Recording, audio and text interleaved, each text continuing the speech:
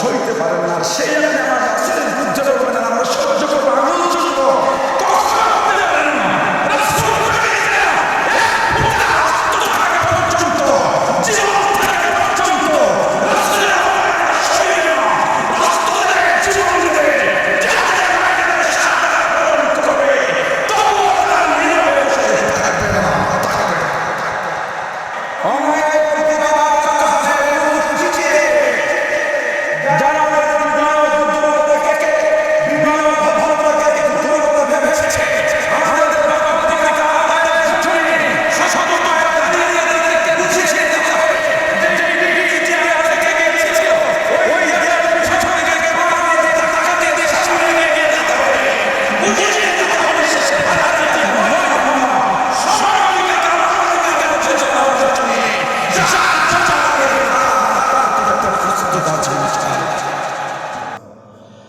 فصل لربك وانحر إن شانئك هو الأبتر।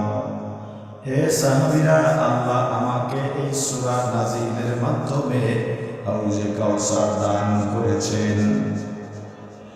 সাহাবীরা, তোমরা জানো হাউজে কাউসার কি? সাহাবায়ে কেরাম আবার মুআদ্দাবানা জবাব দিলেন, আল্লাহ ও আল্লাহর রাসূলই ভালো জানেন। নবীজি বললেন, হাউজে কাউসার জান্নাতের একটা নহরের নাম। এটা ফেনীর ময়লাযুক্ত কোনো ড্রেন নয়।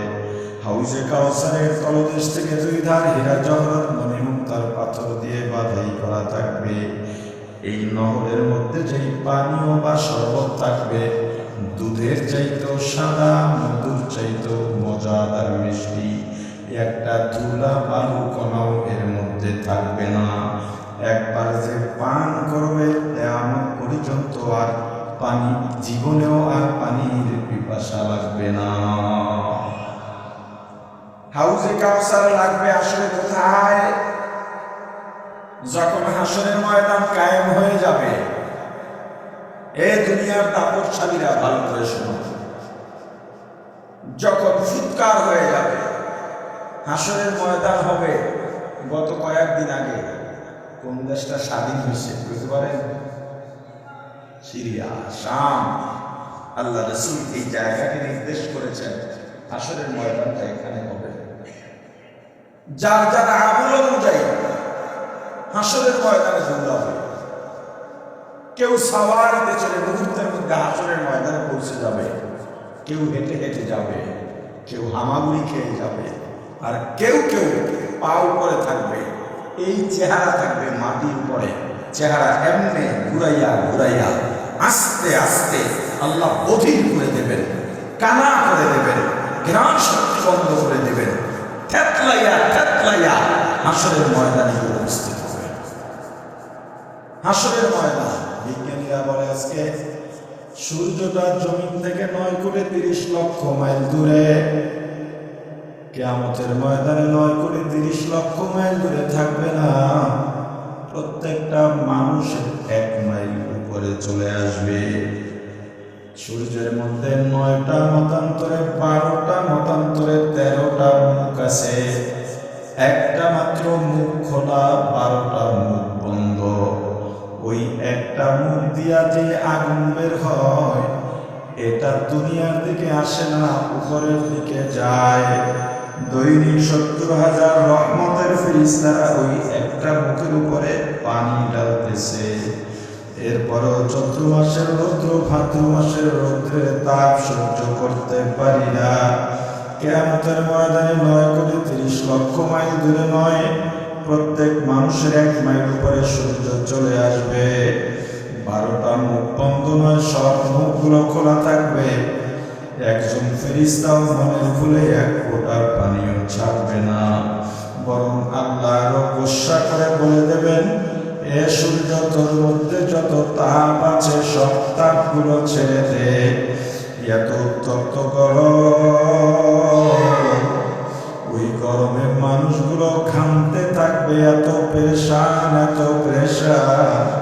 খাতনাহীন উঠবে। আম্মা জান আয়েশা সিদ্দিকা বলেন, আমি হুজুরকে জিজ্ঞেস করলাম, হুজুর সবাই যদি উলঙ্গ ওঠে লজ্জার ব্যাপার, আমার রাসূল বলেন, ও আয়েশা, হাসরের ময়দান এমন কঠিন হবে, কেউ কারো খবর রাখবে না, নিজেকে নিয়ে এত ব্যস্ত থাকবে, ডানে বামে কে কি অবস্থায় আছে খবর নেওয়ার সময়ও পাবে না। গামতে থাকবে, ঘামতে থাকবে, যার যার আমল অনুযায়ী কারো কারো পায়ের গোড়ালি পর্যন্ত ঘামে ডুবন্ত থাকবে, কারো কারো হাঁটু পরিমাণ ঘামে ডুবন্ত থাকবে, কারো কারো কোমর পর্যন্ত ঘামের দরিয়ায় ডুবন্ত থাকবে, কারো কারো গলা পর্যন্ত, আর কেউ কেউ ঘামের মধ্যে হাবুডুবু খাবে। এভাবে 40 বছর মতান্তরে 40,000 বছর পর্যন্ত বিচারের অপেক্ষা করবে। বিচার হবে না, সবাই অপেক্ষায় থাকবে, হাউতাস করবে, ডাকাডাকি করবে, চিল্লা পাল্লা করবে। বিচারটা কেন হইয়া যায় না? বিচারটা কেন হইয়া যায় না? কারণ ওরা মনে করবে এই বিচারের ময়দানই বুঝি অনেক কঠিন, বিচারটা হইয়া গেলেই বুঝি আমরা মাপ হইয়া যাব। ব্যাপারটা এমন নয়। সব মানুষগুলো পেরেশান হয়ে যাবে, সন্তান মা বাবাকে পরিচয় দেবে না। ইয়াউমা ইয়াফিরুল মারউ মিন আখিহি ওয়া উম্মিহি ওয়া আবিহি ওয়া সাহিবাতিহি ওয়া বানিহি। সন্তান মা বাবাকে দেখবে, ইয়াফিরু পালাবে, মা বাবা সন্তানকে দেখবে, ইয়াফিরু পালাবে। ভাই ভাইকে ভাই, বোনকে বোন, ভাইকে বন্ধু, বন্ধুকে স্বামী, স্ত্রীকে স্ত্রী স্বামীকে দেখলেই পালাবে। যদি স্বামী স্ত্রীর সঙ্গে দেখা হইয়া যায়, যেই বিবিরে নিয়ে সারাটা জীবন একই বিছানায় কাটাইয়া দিলা, ওই বিবি বলবে আমার কোনো বিয়াই হয় নাই, মা বলবে আমার কোনো সন্তান স্বামী ছিল না। ওই হাসরের ময়দানে ঘুরবে, নবীদের কাছে যাবে, নবীরাও শুধু ব্যস্ত আর ব্যস্ত। শুধুমাত্র রহমাতুল লিল আলামিন, সাইয়্যিদুল মুরসালিন, ইমামুল মুরসালিন, খাতামুন নবিয়্যিন, শাফিউল মুযনিবিন, উম্মতের কান্ডারি, মানবতার মুক্তির দূত সাইয়্যিদুনা মুহাম্মাদুর রাসূলুল্লাহ সাল্লাল্লাহু আলাইহি ওয়াসাল্লাম সিজদায় পড়ে উম্মতি উম্মতি বলে কাঁদবে। 40 মতান্তরে 40,000 বছর পর্যন্ত হাসরবাসীরা ঘামের মধ্যে এভাবে হামাগুড়ি খাবে, ডুবন্ত অবস্থায়, একবার এদিকে একবার ওদিকে। 40,000 বছর পরে একদম ফিরিস্তা আসবেন আমার রাসূলের কাছে, হুজুর আপনার মাথা উঠান, আপনি কি চান? আল্লাহ জানতে চাইছে। আল্লাহ মাথা উঠে বলবেন, আল্লাহ আপনি প্রতিশ্রুতি দিয়েছিলেন আমার সুপারিশ আপনি মানবেন। আল্লাহ বলবেন, হাবিব আমার, আপনার সুপারিশ আজকে মানা হবে, আপনি কি চান বলেন। আমার রাসূল বলবেন, আল্লাহ আমার উম্মত কষ্ট পাইতেছে, বিচার কার্য শুরু হয়ে যাক, আর আমার উম্মতদেরকে আমার কাছে আসার অনুমতি দেওয়া হোক, আমি একটু হাউজে কাউসারের পানি পান করা দেব, আর আপনার আরশের ছায়ার নিচের জায়গা দেব। আল্লাহ বলবেন, হাবিব আমার, আপনার সুপারিশ মানা হলো। বিচার কার্য শুরু হবে। দুই দিক থেকে দুই দল ফেরেশতা আসবে, তাদের ভাব থাকবে অন্যরকম। বিশেষ বাহিনী আসবে, প্রধানমন্ত্রী আসতেছে, রাষ্ট্রপতি আসতেছে, চুপ, কোনো কথা হবে না। ফেরেশতারা আসবে, হাসরের ময়দানকে একেবারে নীরব করে দেবেন। বিচার কার্য শুরু হবে, কোনো বেয়াদবি চলবে না। যার যার আমলনামা প্রকাশ হবে, তোমার আমলনামা তুমি পড়বে, অন্য কারো করে দিতে হবে না। সাবধান, সবাই চুপচাপ। জান্নাত জাহান্নাম, যেই জাহান্নাম জাহান্নামীকে পাওয়ার জন্য আলম আলম করবে, ওই জাহান্নামও জাহান্নামী পাওয়ার কথা ভুলে যাবে। বিচার কার্য শুরু হবে, ভয় থরথর করে কাঁপবে, হাসরের ময়দান কাঁপবে। আল্লাহর কুরসি সাজানো হবে, আল্লাহ কুরসিতে বসবেন, বিচার হবে, সামনে মিজানের পাল্লা বসানো হবে, এক একটা পাল্লা হবে এই দুনিয়ার সমান।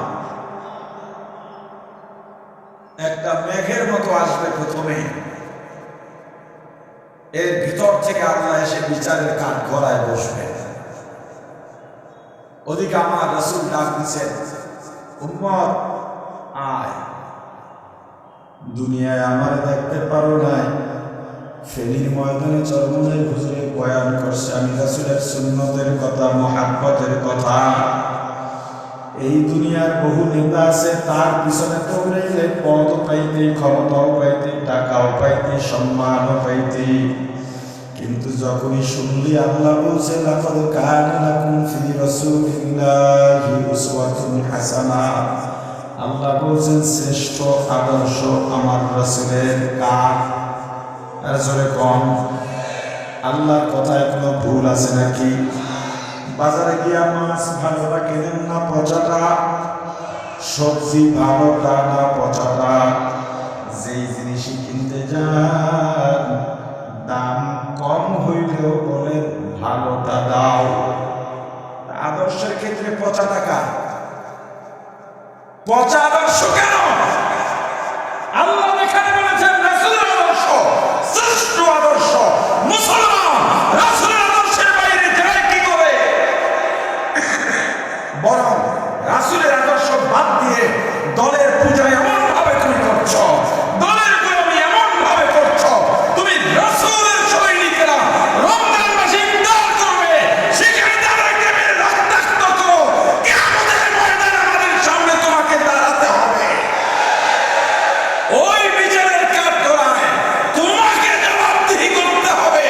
ইসলামের বিরুদ্ধে যারা কথা বলে, রাসূলের বিরুদ্ধে যারা কথা বলে, কোরআনের বিপক্ষে যারা কথা বলে, পুঁজিবাদী কুফরি গণতন্ত্রের পক্ষে যারা স্লোগান দেয়, ইসলামী রাজনীতির বিরুদ্ধে যারা আঙুল তুলে, কিয়ামতের ময়দানে বিচারের কাঠগড়ায় তোমাদের সঙ্গে আমাদের দেখা হবে।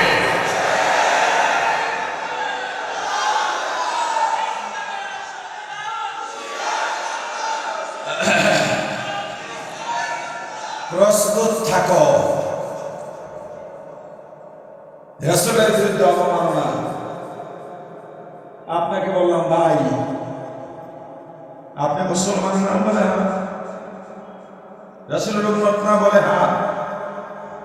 রাসূলের সুপারিশ চান না, বলে হ্যাঁ।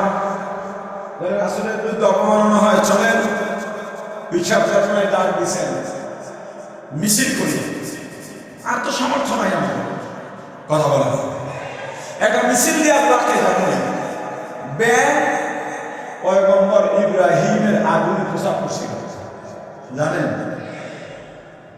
নমরুদ হাসের বড় ব্যাগ, আমার এই আগুনের তাপ জানিস তুই, পাওয়ার জানিস? উপর থেকে পাখি উড়ে যায়, পাখা পুড়ে নিচে পড়ে যায়, আর তুই পোশাক করতেছিস। ব্যাং বলে আমি জানি আমার পোশাকে আগুন নেবে না, কিন্তু আল্লাহ দেখুক আমি কার পক্ষে আছি। হাত পাখা সৈনিকেরা ভালো করে জানে, তোমরা যারা তাদেরকে মূর্খ বলো, বোকা বলো, তারা বোকা নয়, বোকা তুমি। তারা ভালো করে জানে হাত পাখায় ভোট দিলে সরকার হবে না, কিন্তু তারা ভোট কেন্দ্রের ওই গোপন কক্ষে গিয়া আল্লাহকে হাজির নাজির জেনে হাত পাখায় সিল মেরে বলে, আল্লাহ আমি দ্বীনের জন্য যতটুক চেষ্টা করেছি আমি জানি হয়তো আমি পাস করব না, কিন্তু আপনি দেখেন আমি।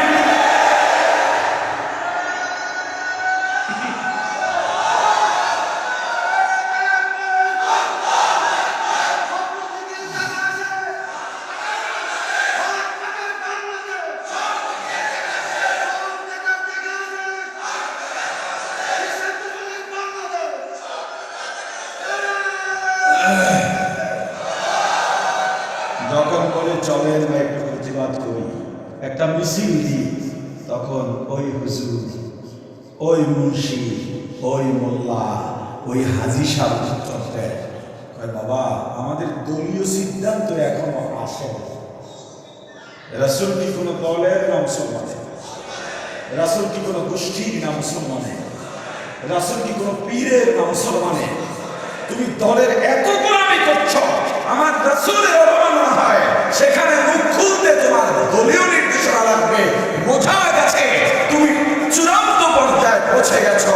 কিয়ামতের ময়দানে আল্লাহ স্পষ্ট বলবেন, যে যারা নেতা মানছো ওই নেতার পিছে পিছে যাও, ওই নেতার পিছে যাও।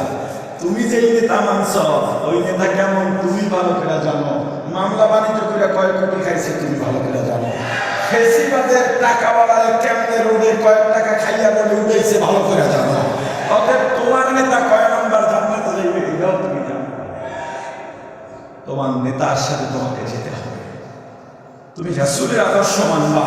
আল্লাহ বলেছেন শ্রেষ্ঠ আদর্শ রাসূলের। আল্লাহ বলেছেন শ্রেষ্ঠ আদর্শ রাসূলের, শ্রেষ্ঠ আদর্শ রাসূলের।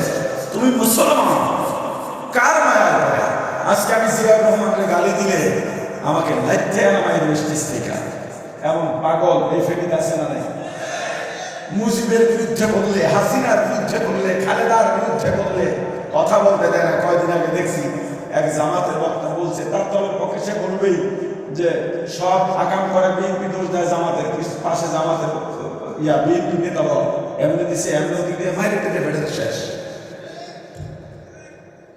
আপনার দলের বিরুদ্ধে বললে আপনি সইতে পারেন না, সেই আপনি আমার রাসূলের বিরুদ্ধে বলবেন আর আমরা সহ্য করবো, আঙুল চুলবো? কখনো হতে পারে না। রাসূল প্রেমিকরা এক ফোঁটা রক্ত থাকা পর্যন্ত, জীবন থাকা পর্যন্ত রাসূলের অপমাননা সইবে না। রক্ত দেবে, জীবন দেবে, জিহাদের ময়দানে শাহাদাত বরণ করবে, তবুও তারা নীরবে বসে থাকবে না, থাকবে না।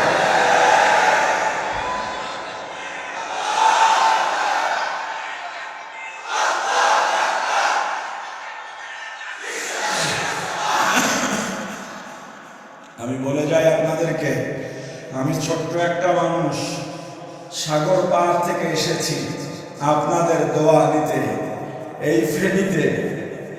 আর ভুল নয়, ফেনীতে ঈশা চরমায় যোগ্য কতগুলো মানুষ রেখে গেছেন। প্রত্যেকেই যোগ্য, স্বয়ং সম্পূর্ণ, এমনকি প্রত্যেকে শিক্ষার সঙ্গে জড়িত।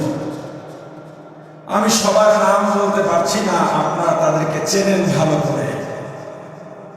তাদের নেতৃত্বে এই ফেনীতে রাসূলের আদর্শের দুর্গ গড়ে তোলে। নতুন বছর চোখে চোখ রেখে কথা বলা হবে, অন্যায়ের প্রতিবাদ করা হবে মুখ চিতিয়ে। যারা আমাদের বিনয় ও দুর্বলতাকে, বিনয় ও ভদ্রতাকে দুর্বলতা ভেবেছে, আমাদের প্রাপ্যাধিকার আদায়ের জন্য শক্ত পায়ে দাঁড়িয়ে তাদেরকে বুঝিয়ে দিতে হবে যে পিচ দেয়ালে থেকে গিয়েছিল, ওই দেয়ালের পিছন থেকে পা দিয়ে ধাক্কা দিয়ে সামনে এগিয়ে যেতে হবে। বুঝিয়ে দিতে হবে দেশের ভাড়াটিয়া নই আমরা, সমান অধিকার, আমার অধিকার বুঝে নেওয়ার জন্য যা যা লাগে তা তা করতে প্রস্তুত আছি। রাসূলের আদর্শ মানবেন তো মুক্তি, রাসূলের আদর্শ মানবেন না তো মুক্তি নাই। ইসলামী আন্দোলন পীর সাহেবদের চরমাই দামাত বারাকাতুহু, তারা রাসূলের কথা বলে, আমরাও তাদেরকে মানি রাসূলের আদর্শের কারণে। আর যদি আমরা দেখি তাদের মধ্যে ভুল, সাদ সাহেবের মতো ভুল কইরা স্বীকারও করে না। আজকে যেমন সাদ সাহেবের বিরুদ্ধে জিহাদ করি, স্লোগান দিই, চরমনাই পীরের বিরুদ্ধে একইভাবে স্লোগান দেব। কিন্তু তারা যতদিন হকের পথে আছেন, দ্বীনের স্বার্থে, তাদের জন্য আমরা সব কিছু দিতে প্রস্তুত আছি ইনশাআল্লাহ। আজকে বিশাল শেষ বয়ান করবেন, হয়তো ফজরের পরে বয়ান হবে, ফজরের পরে হোক আর রাতে হোক, যেহেতু রাতেই বেশি লোক হবেন, আপনারা রাতে আজকে সবাই বায়াত গ্রহণ করবেন। প্রয়োজনে সবাই দাঁড়িয়ে যাবেন, হুজুর আমরা আপনার হাতে জিহাদের বায়াত হতে চাই। আমরা ইসলাহি বায়াত আছি এক এক পীরের কাছে, কিন্তু জিহাদের ময়দানে আপনি আছেন, আমরা আপনার হাতে হাত রেখে জিহাদের বায়াত হতে চাই। এই ফেনী থেকে আমরা রাসূলের আদর্শের বুলুক পর্যন্ত আওয়াজ সারা বিশ্বব্যাপী ছড়িয়ে দিতে চাই, এইভাবে জিহাদের বায়াত হয়ে যাবেন। মরণ পর্যন্ত জিহাদের পর্যায়ে আসুক চাই না আসুক, পরিস্থিতি তৈরি হোক চাই না হোক, এই বায়াতকে আল্লাহ জিহাদ হিসেবে কবুল করে নেবেন ইনশাআল্লাহ। আদর্শ মানব কার বলেন? রাসূলের। কার? আরো জোরে বলেন। রাসূলের। ও আচ্ছা, রাসূলের আদর্শ ছাড়া ওই হাউজে কাউসার, দেখেন রাসূল ডাক দিবেন, আসো সবাই আসো, সব উম্মত দৌড় দিবে, সুযোগ বুঝি যায়, হুমড়ি খেয়ে পড়বে, রাসূলের হাতে হাউজে কাউসারের পানি পান করবে।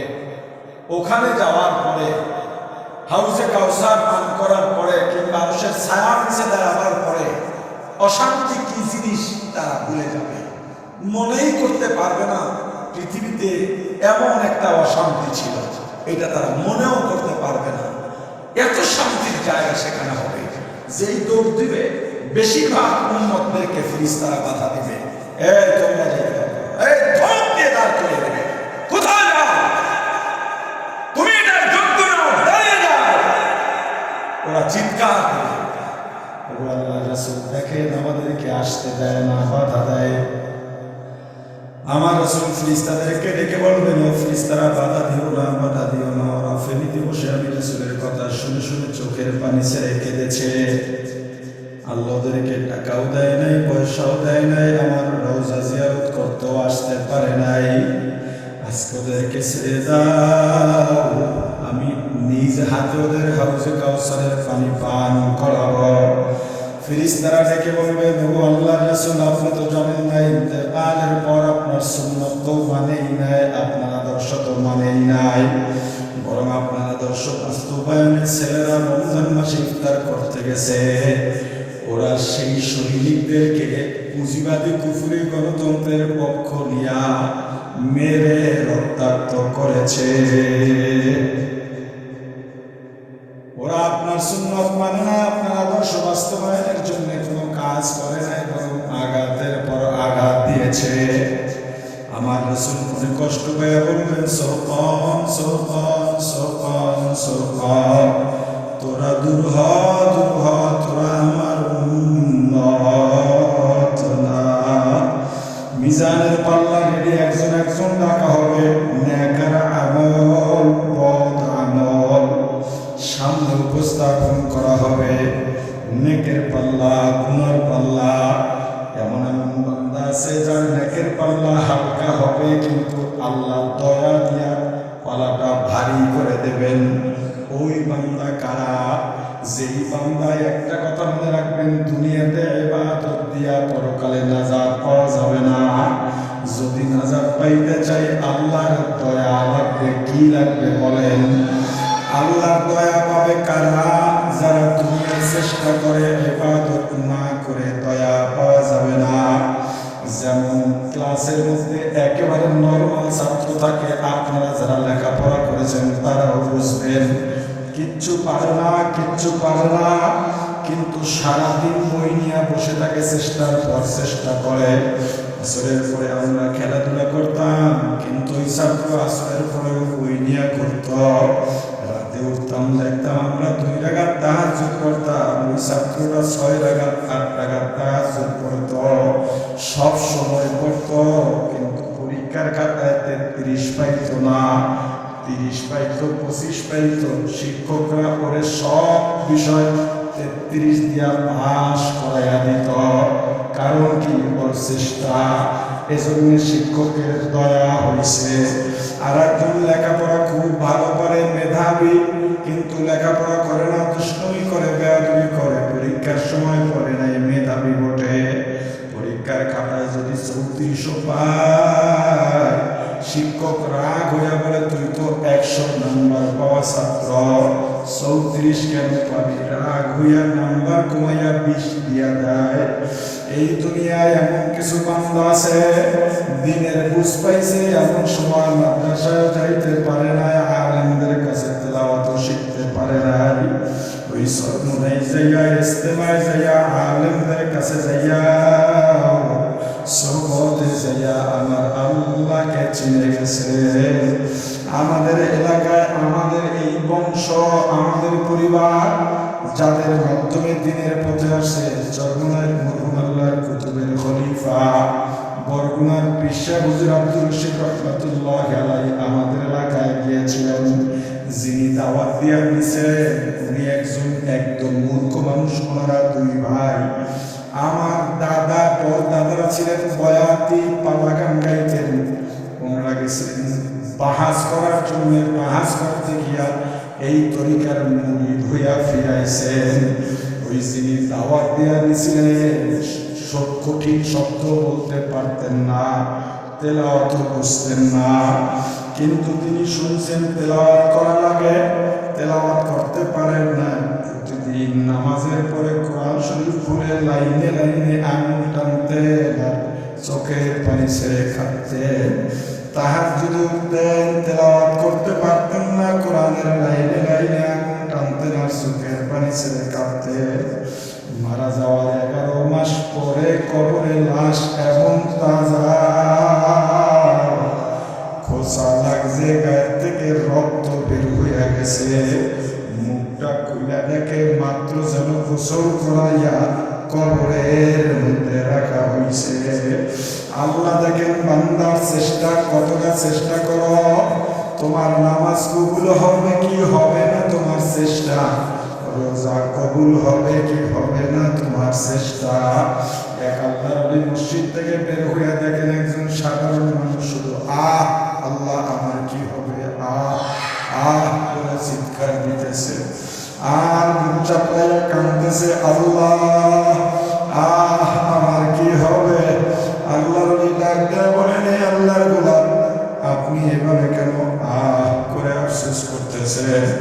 বলে হুজুর বহু বছর ধরে আমার তাকবীরুল আজরাই না, আজকে আমি তাকবীরুল পাই নাই, আমার কি হবে, আমার কি হবে। আল্লাহর ডাক দেয়া বলেন, ও আল্লাহর গোলাম আপনার সাথে আমি একটা সওদা করতে চাই, আপনি রাজি নি? বলে কি সওদা? বলে আমার জীবনের যত তাকবীরুল আছে সব তাকবীরগুলো আপনাকে দিয়ে দেব, আপনার এই শব্দটা আমাকে দেবে। বলে হুজুর ব্যাপারটা কি? বলে বাবারে আমার কোটি বছরের তাকবীরগুলোও যদি থাকে এর থেকে এই শব্দের দাম আল্লাহর দরবারে অনেক বেশি। কিছু আল্লাহ এজন্য দেখবেন মাঝে মাঝে আলেম হয় নাই, এলেন নাই, কিন্তু হাঁটে চলে আর মাঝে মাঝে আফসোস করে কি করলাম জীবনে, কিছুই তো করতে পারলাম না।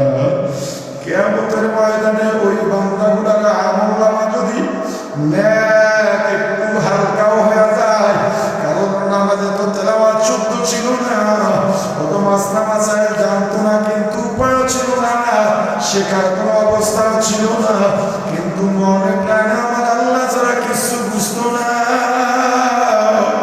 এজন্য জিকির করত, কাঁদত, নামাজ পড়ত, কাঁদত, জমিনের মধ্যে কাজ করতে যাইত, ডাকতো আয় ভাই, বিলের মধ্যে নামাজ আদায় করে নিয়ে রাজি হইত না। তখন নিজের কোমরের গামছাড়া যায় নামাজ বানাইয়া ওই বিলের মধ্যে দাঁড়াইয়া দাঁড়াইয়া নামাজ আদায় করে নিত। নদীর মধ্যে যাইত, নৌকাটারে মসজিদ বানায় নামাজ আদায় করে নিত।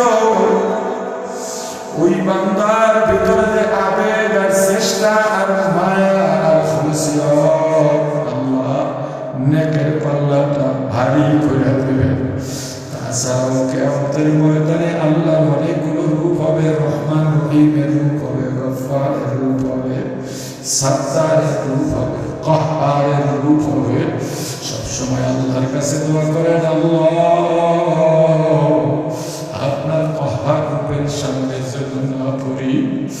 কাহ্হার রূপ এত কঠিন, কিয়ামতের ময়দানে কাহ্হার রূপ যখন ধারণ করবেন আল্লাহ গুসা করে ডাক দিবেন, লিমানিল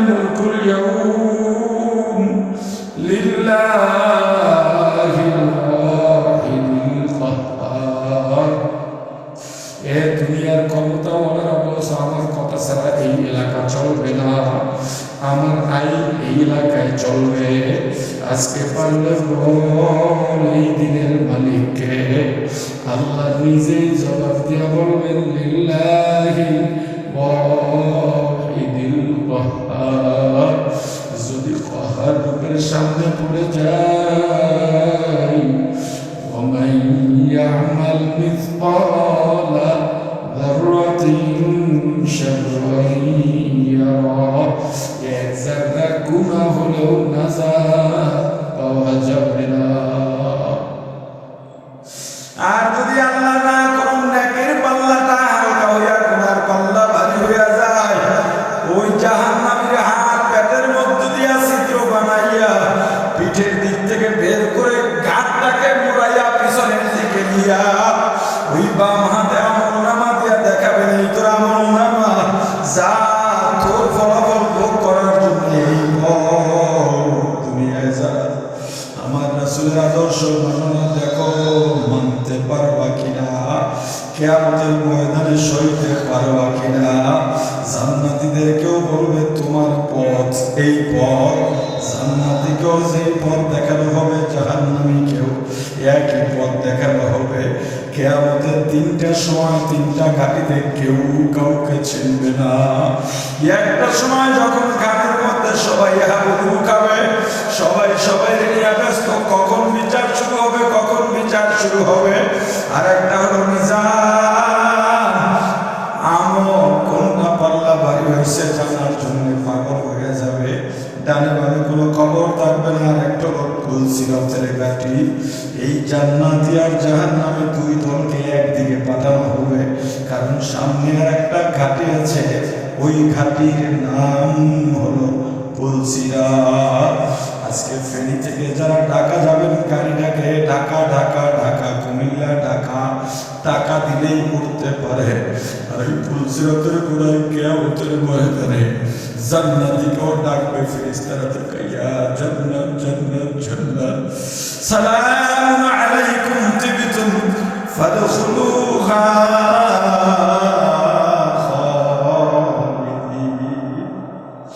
এই দুনিয়ার বড় লোকগুলা সেদিন দেখবে বাড়ির চাকরটারে দুপুরে খাইতে দিয়ে নাই, নামাজ পড়তে দিয়ে নাই।